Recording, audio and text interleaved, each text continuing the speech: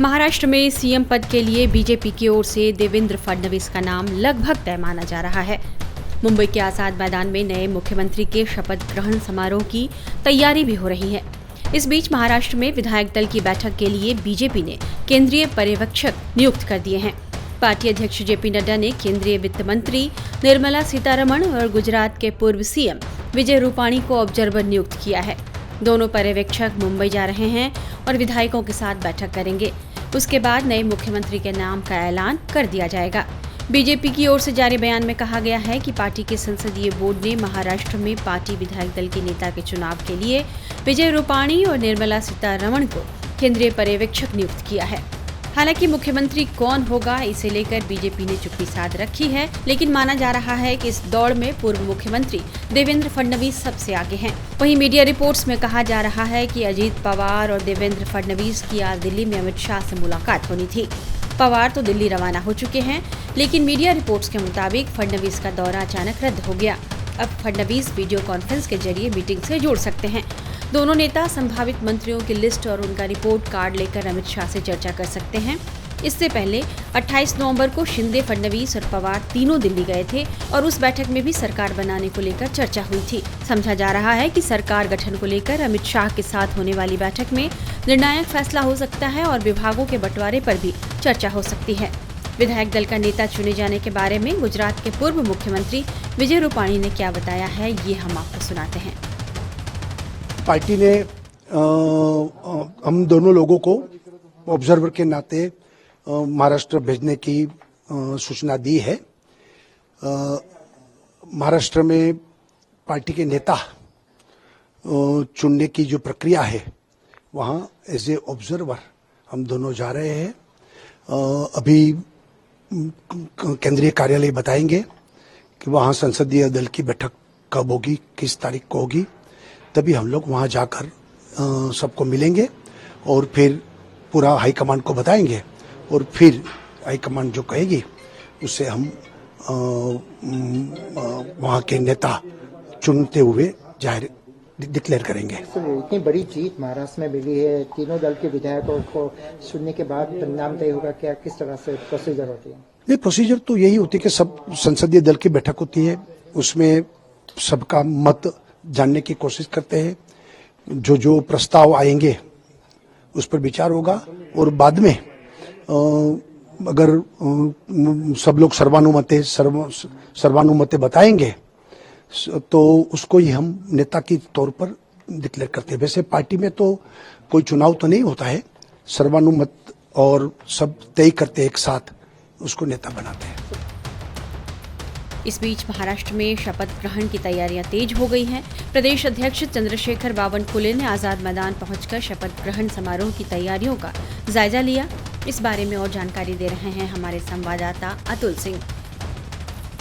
महाराष्ट्र का अगला सीएम कौन होगा, ये सस्पेंस तो बरकरार है, लेकिन तैयारियां जोरों शोरों पे शुरू हो चुकी हैं। मुंबई के आजाद मैदान पर 5 दिसंबर को शाम 5 बजे भव्य आयोजन होने वाला है, जिसमें प्रधानमंत्री नरेंद्र मोदी के साथ साथ कई वीवीआईपी शामिल होने वाले हैं और ऐसे में कार्यक्रम को भव्य बनाने के लिए तैयारियां जोरों से शुरू हो चुकी हैं। हम इस समय आपको सीधे तस्वीरें दिखा रहे हैं। एक तरफ आपको जहां कमांडोज यहां पर नजर आएंगे सुरक्षा के लिए, तो वहीं दूसरी तरफ आपको जो टेंट यहां पर बनाए जा रहे हैं, मंच जो तैयार होगा, उसकी तस्वीरें हम आपको दिखा रहे हैं। थोड़ी देर पहले यहां पर महाराष्ट्र बीजेपी के कई वरिष्ठ नेता पहुंचे हुए थे काम का जायजा लेने के लिए, क्योंकि समय बेहद कम बचा हुआ है और काम बहुत ज्यादा है। तो ऐसे में क्या तैयारियां हैं, कितनी और करनी है, कितनी तेजी करनी है, ये सारी चीजों को लेकर जायजा लिया गया था। और अब केंद्रीय पर्यवेक्षक के तौर पर 2 लोगों का नाम तय हो चुका है। गुजरात के पूर्व मुख्यमंत्री विजय रूपाणी और केंद्रीय वित्त मंत्री निर्मला सीतारमण पर्यवेक्षक होंगे। और विधायक दल जो बीजेपी की है, उसकी बैठक में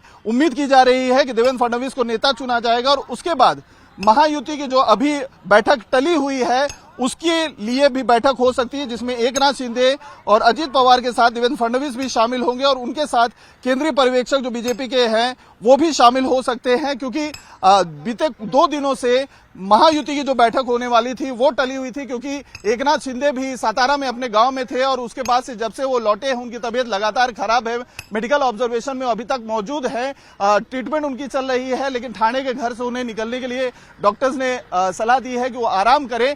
ऐसे में अब जो पर्यवेक्षक आने वाले हैं उनके ऊपर निगाह है सबकी। 3 तारीख उम्मीद की जा रही है कि वो सभी मुंबई में होंगे, जहां पे विधायक जो बीजेपी के हैं उनके साथ उनकी बैठक होगी और मुख्यमंत्री का चेहरा तय होगा। लेकिन तैयारियां मुंबई के आजाद मैदान पर जोर शोर से शुरू हो चुकी है। शपथ ग्रहण की तैयारियों को लेकर अतुल सिंह ने बीजेपी नेता सुधीर मुनगंटीवार से भी बात की। शुभ मुहूर्त आ गया, 5 तारीख शाम 5 बजे का। पर्यवेक्षक भी तय हो गए हैं। मीटिंग की रूपरेखा क्या होगी सर, और कब वो आने वाले हैं? पर्यवेक्षक शायद कल रात को आएंगे। 4 तारीख को एक समय पे बैठक सुनिश्चित की जाएगी। बैठक लेने के बाद शायद वो विधान भवन में ही होगी और बैठक में सभी विधायक रहेंगे और वहां पे नेता का चयन होगा। पर्यवेक्षक आएंगे, नेता का नाम घोषित करेंगे, सबका समर्थन करेंगे, अनुमोदक और सूचक सब अपनी अपनी बात कह देंगे। उसके बाद नेता का चयन होने के बाद 5 तारीख को 5 बजे शपथ विधि होगा। बड़े पैमाने में हमने जनता को निमंत्रित किया है। चांदा से बांदा तक की जनता रहेगी, आशीर्वाद हमें देंगी और हम भी उनको आश्वस्त करेंगे, उनको नमन करेंगे, अभिवादन करेंगे और जनता को ये विश्वास देंगे, जय भवानी जय शिवाजी कहते हुए, कि छत्रपति शिवाजी महाराज के संकल्प के महाराष्ट्र को आगे बढ़ाने का काम ये सब शिव भक्त करेंगे। सर, साधु संतों को भी बुलाया जा रहा है। प्रधानमंत्री तो एक वीवीआईपी है ही है, उनके अलावा और भी वीवीआईपी को बुलाया जा रहा है। बहुत लोग आएंगे, कई राज्यों के मुख्यमंत्री भी उपस्थित होने की संभावना है और संत महंत भी रहेंगे, कई धर्मों के धर्मगुरु भी रहेंगे। जो हमारी इकोनॉमी में बड़े उद्योगपति रहते हैं, जो हमारी इकोनॉमी को बढ़ाने के लिए काम करते हैं, उद्योगपति भी रहेंगे, कुछ सामाजिक सेवक रहेंगे, कुछ पद्मश्री, पद्म विभूषण, पद्म भूषण पुरस्कार प्राप्त भी लोग रहेंगे। उद्धव ठाकरे जी को भी निमंत्रण दिया जाएगा, विपक्ष के नेता और बाकी जो है उनको भी न्योता। तो उद्धव जी को तो निमंत्रण ऑटोमेटिक ही आता है, क्योंकि वो विधान परिषद सदस्य है। हर विधान परिषद सदस्य को निमंत्रण जाता ही है। हाँ, वो अगर विधान परिषद सदस्य का इस्तीफा देते हैं तो उसके बाद फिर स्पेशल निमंत्रण भेजने की बात होती है। उनको तो निमंत्रण जाएगा भाई। महायुति की बैठक कब होगी सर, क्योंकि काफी दिनों से एक्सपेक्टेड 4 तारीख को अपेक्षित है। 5 के तो पहले होना ही है, 4 को अपेक्षित। तीनों नेता जो महायुति की बैठक तो 6 के बाद होगी, हमारी बैठक 4। आखिरी सवाल सर, अजीत पवार दिल्ली गए हुए हैं, क्या जो पोर्टफोलियोज हैं उनको लेकर जो है चर्चा काफी ज्यादा है कि खींचतान काफी ज्यादा चल रही है। होम मिनिस्ट्री से लेकर फाइनेंस, रेवेन्यू की जो मांग है अजीत एकनाथ शिंदे की तरफ से किया जा रहा है, इसको किस तरीके से देखते हैं? सॉर्टेड हो जाएगा कि बातचीत और बढ़ेगी? क्या मुझे जो लगता है, अजीत दादा उनके कुछ व्यक्तिगत कारणों के लिए गए हैं, इसमें कोई कुछ मांगने के लिए गए नहीं। जो मांगने का था, जो बताने का था, वो तो पहले ही चर्चा हो गई है।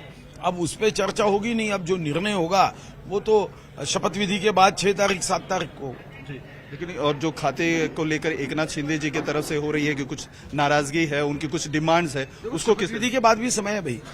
कोई 5 तारीख को 5 बजे शपथ ली और 6 बजे कोई 5 तारीख को विभाग का बंटवारा थोड़ी होने वाला है। समय है भैया।